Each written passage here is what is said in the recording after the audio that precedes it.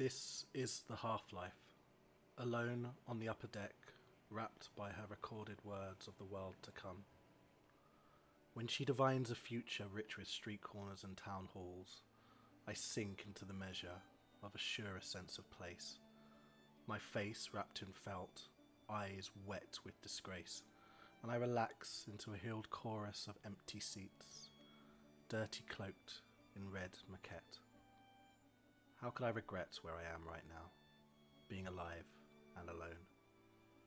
How could I regret being in love with something discarnate, whilst wearing my best winter socks and a strong pair of shoes, the kind that grip the earth so well?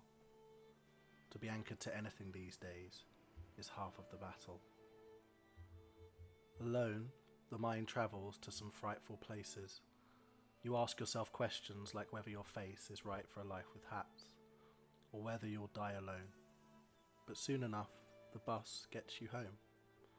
So head down the stairway, make the curbside leap, one ride closer to sleep.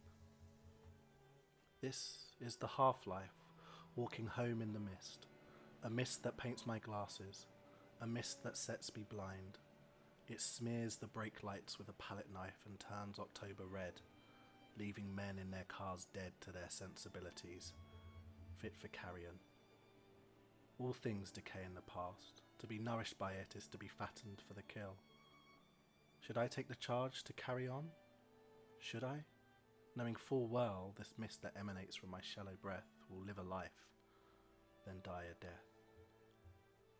This is the half-life, patched up with the mosaics of memory.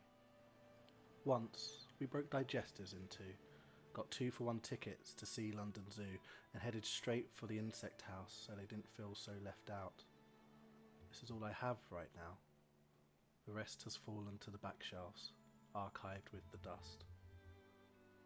This is the half-life, doing my best work in the small hours and suffering for weeks, scratching the freckles from my cheeks, in propitiation to a clock. This is the half-life. This is a modern life, a quiet life. This is the half-life and it's mine. This is the half-life. This